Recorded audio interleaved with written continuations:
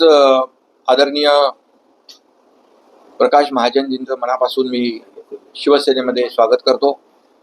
मनापासून त्यांना धन्यवाद देतो की त्यांनी शिवसेनेवर आणि माझ्यावर विश्वास ठेवून शिवसेनेमध्ये काम करण्याची इच्छा व्यक्त केली आणि आज त्यांचा अधिकृतपणे शिवसेनेमध्ये जाहीर प्रवेश झालेला आहे.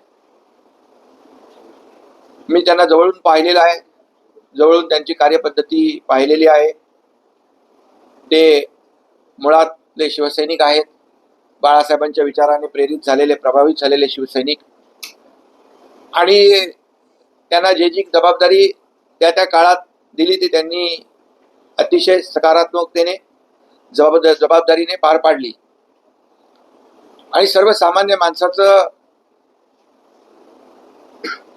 काम आणि सर्वसामान्य माणसाची अडचणी सर्वसामान्य कार्यकर्ता बनूनच सोडू शकतो हे त्यांनी दाखवलं.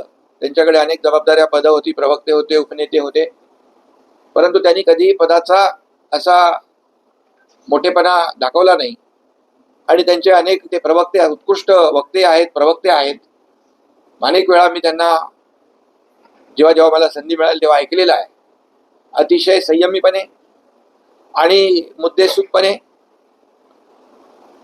राजकीय क्षेत्रामध्ये संयम महत्वाचा असतो. आणि काही लोक सनसनाटी पसरवण्यासाठी खालच्या पातळीवरची वक्तव्य करत असतात, परंतु प्रकाश महाजनजी यांनी कधीही बोलताना आपली गरिमा किंवा जे काही राजकारणामध्ये काही पथ्य पाळायची असतात ती सोडली नाहीत. आणि त्यामुळे नेहमीच मला त्यांचं बोलणं आणि त्यांचं वक्तव्य जे आहे, वक्तृत्व आणि कर्तृत्व याबद्दल आदर होता.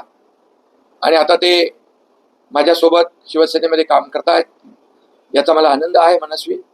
आणि त्यांनी याचाही उल्लेख केला की 2.5 वर्षाचा मुख्यमंत्री पदाचा काळ आणि गेले अनेक वर्षांचा माझा राजकीय सामाजिक जो प्रवास आहे तोही त्यांनी पाहिलेला आहे.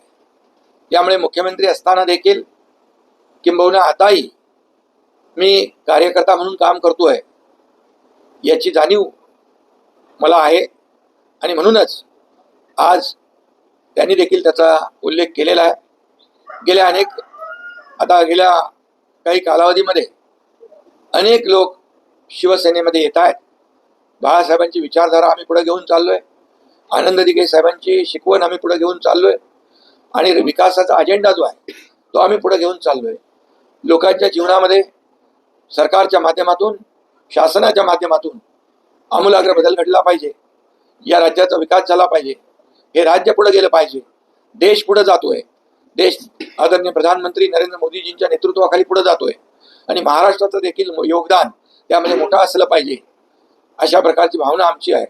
आणि म्हणून आम्ही ते काम करतोय. आता प्रकाशजी आल्यामुळे आणखी या शिवसेनेच्या कामाला बळ मिळेल आणि शिवसेना अधिक मजबूत या ठिकाणी होईल.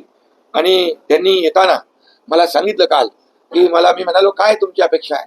मला म्हणाले काही अपेक्षा माझी नाही, माझी कुठलीही अटी शर्ती नाहीत आणि कुठल्याही अटी शर्ती विना येणारा नेता प्रकाश महाजन यांच्या रूपाने मी पाहिलाय. त्यामुळे ते यापुढे अतिशय निस्वार्थी भावनेने शिवसेना वाढीचं काम करतील.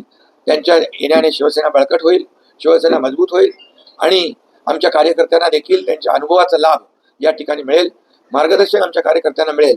आणि शिवसेनेची भूमिका अधिक प्रभावीपणे, शिवसेना काम करणारा पक्ष आहे, लोकांच्या सुखदुःखात धावून जाणारा पक्ष आहे आणि म्हणून या ठिकाणी शिवसेनेचं काम अधिक प्रभावीपणे ते आपल्या समोर देखील मांडतील, जनतेसमोर देखील मांडतील. आणि म्हणून मी त्यांचं पुन्हा एकदा मनापासून शिवसेनेमध्ये स्वागत करतो. फक्त म्हणून ते चांगली भूमिका निभावतील आणि त्यांना जी काही जबाबदारी पूर्वी होती त्या जबाबदारी प्रमाणे त्यांना संघटनेची देखील जबाबदारी दिली जाईल.